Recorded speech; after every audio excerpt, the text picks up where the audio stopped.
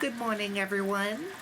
I'm Riley King, and welcome to this morning news report right here on the Riley King Network.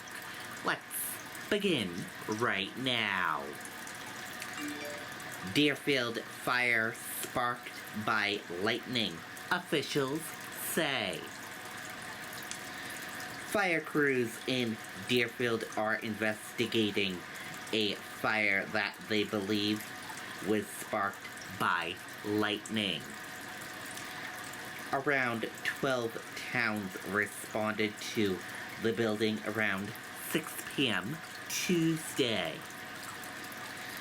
Everyone made it out except a few cats that are still unaccounted for. And that does it for this morning news report right here on the Riley King Network. Thank you for tuning in and watching this morning news report. I hope you all have a great day, everyone, and see you back here later on today for another news report. Goodbye.